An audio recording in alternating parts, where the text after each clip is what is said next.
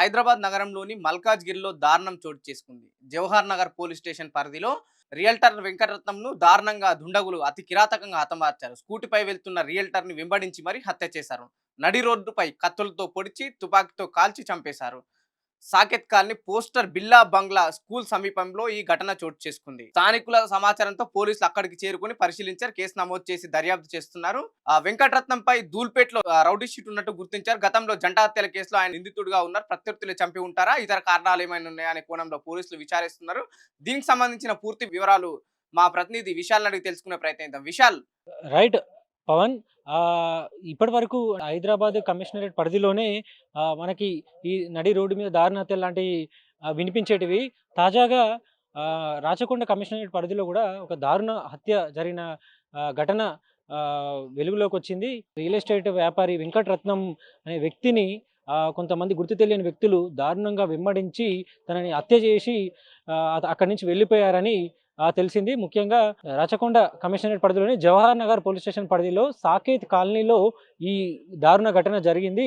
పక్కనే స్థానికంగా ఒక స్కూల్ ఉంటుంది. ఆ స్కూల్ సమీపంలోనే ఈ ఘటన జరిగింది. ముఖ్యంగా ఈ వెంకటరత్నంను ఎక్కడి నుంచో గుర్తు తెలియని వ్యక్తులు వెంబడిస్తూనే వచ్చారు. ఇక సరిగ్గా సాకేత్ కాలనీలోకి చేరుకోగానే ఈ ఘటన జరిగింది. దుండగులు తన వెంట తెచ్చుకున్న కత్తులతో పాటు అక్కడ రివాల్వర్తో కూడా అతనిపై వెంకటరత్నంపై దాడి చేశారు. ముఖ్యంగా ముందుగా కత్తులతో దాడి చేసిన తర్వాత మళ్ళీ రివాల్వర్తో కాల్చినట్టు మనకి ప్రాథమిక సమాచారం ప్రకారం తెలిసింది. అయితే దీనికి సంబంధించి స్థానిక విశాల్, ప్రధానంగా హత్యకు గల కారణాలు ఏమైనా తెలిసే అవకాశం ఉన్నాయి? ఎందుకంటే తను రియల్టర్ కాబట్టి సాధారణంగా రియల్టర్లకు ఈ భూ వివాదాలు కారణం ఉంటాయి కాబట్టి ఏమైనా ఈ కోణంలో పోలీసులు ఏమైనా విచారించే అవకాశం కనిపిస్తుంది అంటారా? ప్రస్తుతం పోలీసులు ప్రాథమికంగా అనుమానిస్తున్నది కూడా అదే. తను రియల్ ఎస్టేట్ వ్యాపారి కాబట్టి ఆర్థిక లావాదేవీలు ఏమైనా ఉన్నాయా, లేదా గతంలో భూ లావాదేవీలకు సంబంధించి ఏదైనా గొడవ ఉందా అనే కోణంలో కూడా పోలీసులు విచారణ దర్యాప్తు చేస్తున్నారు. అదేవిధంగా ఈ వెంకటరత్నం చనిపోయిన వెంకటరత్నంకు గతంలో నేర చరిత్ర ఉన్నట్టుగా కూడా తేలింది. అయితే దానికి సంబంధించి పోలీసులు ఇప్పటికే ఆ ఘటన జరిగిన ప్రాంతంలో సీసీ ఫుటేజ్లను పరిశీలిస్తున్నారు. ఇక స్థానికులు ఇచ్చిన వివరాలన్నింటినీ కూడా సేకరిస్తున్నారు. ఇక అక్కడి నుంచి పారిపోయిన దుండగులకు సంబంధించి ఇప్పటికే బృందాలుగా ఏర్పడి పోలీసులు వారిని పట్టుకునే ప్రయత్నంలో ఉన్నారు.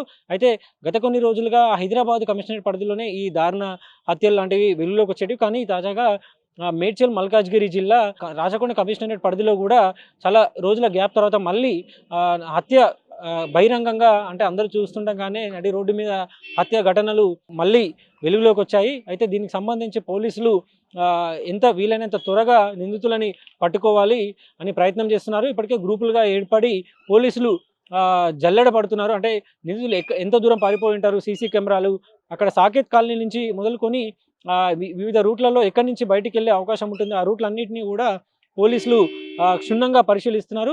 ఇక స్థానికులు తెలిపిన వివరాల ప్రకారం తను వెంకటరత్నం స్కూటీ మీద వస్తుండగా ఒకసారిగా వచ్చిన దుండగులు తనను అడ్డగించి దాడి చేసి కత్తులతో పొడిచి ఆ తర్వాత వార్త అయితే బలంగా వినిపిస్తుంది. ధూల్పేటలో తనపై గతంలో జరిగిన జంట హత్యలో ఉన్నాడని చెప్పేసి కొన్ని ఆరోపణలు వచ్చింది. ధూల్పేటలో కూడా తినపై రౌడీ షీటర్ నమోదైందని చెప్పేసి కూడా ప్రధానంగా ఒక ఆరోపణ ఉంది. సో అది ఎంతవరకు నిజం? కేవలం ఈ హత్య వల్ల ఇది ముందుకు వచ్చిందా, లేకపోతే గతంలోనే నిజంగానే తన పేరు మీద ధూల్పేటలో రౌడీ షీట్ నమోదైందా? చనిపోయిన రియల్టర్ వెంకటరత్నంకు గతంలోనే ఒక నేర చరిత్ర ఉన్నాయైతే బయటకు వచ్చింది. అయితే ధూల్పేటకి సంబంధించి అని కూడా ప్రచారం జరుగుతుంది. కానీ పోలీసులు ఇప్పటివరకు దానికి సంబంధించి ఒక క్లారిటీ ఇవ్వలేదు. అంటే గతంలో ఇంకా అతని మీద ఎన్ని కేసులు ఉన్నాయి, ఒక డబుల్ మర్డర్ కేసు ఉందని కూడా అంటున్నారు. కానీ పోలీసులు అధికారికంగా ఇప్పటివరకు తన మీద పాత నేర చరిత్ర ఏమైనా ఉందా, ఏ కేసుల కింద ఏ కేసుల తన మీద ఉన్నాయి, ఈ వివరాలన్నీ పోలీసులు అధికారికంగా అయితే చెప్పలేదు. కానీ తన మీద నేర చరిత్ర అనే ఉందని ప్రచారం జరుగుతుంది. ఒక డబుల్ మర్డర్ కేసులో తను నిందితుడిగా ఉన్నాడు. ఆ తర్వాత బెయిల్ మీద బయటకు వచ్చాడు. ఇవన్నీ కూడా ప్రచారం జరుగుతున్నాయి. అయితే పోలీసులు అధికారికంగా చెప్తేనే మరింత క్లారిటీ వస్తుంది.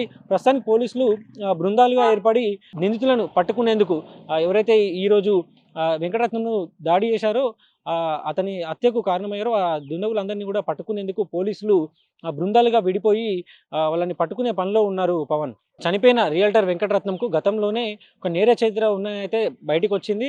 అయితే అక్కడ కుటుంబ సభ్యులు వాళ్ళు ఏం ఆరోపిస్తున్నారు? నిజంగానే ఆ కుటుంబ సభ్యులకి ఏమన్నా సమాచారం తెలిసే అవకాశం ఉందా?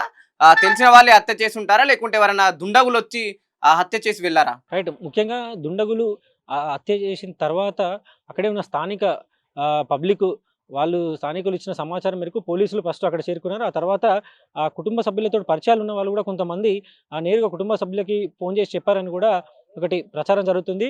అయితే పోలీసులు ముందుగా అక్కడ చేరుకున్న తర్వాత కుటుంబ సభ్యులు కూడా రావడం, ఆ తర్వాత ఒక్కసారిగా వాళ్ళు చూసిన తర్వాత వాళ్ళు కొంత బాధలోకి వెళ్ళిపోవడం ఇవన్నీ కూడా జరిగాయి. అయితే ప్రస్తుతం కుటుంబ సభ్యులు ఇచ్చిన కంప్లెయింట్ మేరకే పోలీసులు కేసు నమోదు చేసి హత్య కేసు నమోదు చేసి వాళ్ళు పోలీసులు క్షుణ్ణంగా దర్యాప్తు చేస్తున్నారు. ప్రస్తుతం నిందితులను పట్టుకునేందుకు బృందాలుగా ఏర్పడి అన్ని చెక్ పోస్టులను కూడా అప్రమత్తం చేసి నిందితులు అంటే ఇక్కడ సాధారణంగా ఎప్పుడైనా హత్య కేసులు లాంటివి జరిగినప్పుడు నిందితులు వెంటనే ఇతర రాష్ట్రాలకు వెళ్ళిపోయే ప్రయత్నం చేస్తుంటారు.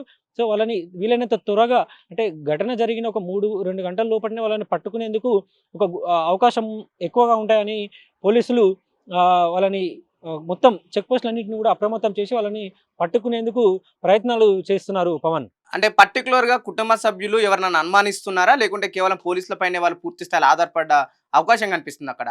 ఇంకా ఆ ఘటన జరిగి కొన్ని గంటలే అవుతుంది కాబట్టి ఆ ఘటనకు సంబంధించి కుటుంబ సభ్యుల నుంచి కూడా వివరాలు సేకరిస్తున్నారు. గతంలో ఏమైనా గొడవలున్నాయా?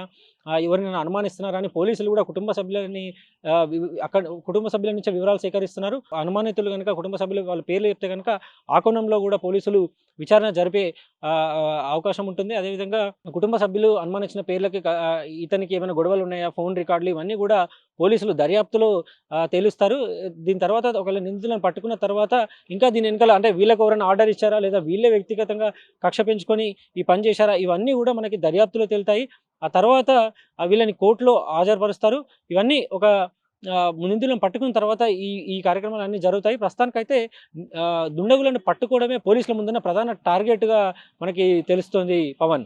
రైట్, ఇవి మా ప్రతినిధి ఇచ్చిన పూర్తి డీటెయిల్స్. జవహర్ నగర్‌లో ఈ హత్య పూర్తి స్థాయిలో కలకలం రేపింది. అక్కడ అయితే దుండగులు వచ్చి ఒక 7గురు దుండగులు వచ్చి ఒక్కసారిగా తుపాకులతో కాల్పులు జరిపి కత్తులతో నడి రోడ్డు పైన అటు నరకడం జరిగింది. సో దాంతో ఒక్కసారిగా జవహర్ నగర్ కాలనీ వాసులు భయభ్రాంతులకు గురవ్వడం జరిగింది. సో తను ఏదైతే ఆ హత్యకు గురైన వ్యక్తి రియల్టర్ కాబట్టి ఆ రియల్టర్‌కి చాలా వరకు భూ వివాదాలు ఏమన్నా ఇష్యూస్ ఉన్నాయని ఆ కోణంలో కూడా పోలీస్ శాఖ వారు ఎంక్వైరీ చేస్తున్నారని మా ప్రతినిధి చెప్పడం జరుగుతుంది. సో ఇంకా మరిన్ని అప్డేట్ కోసం చూస్తూనే ఉండండి ఆంధ్రప్రభ.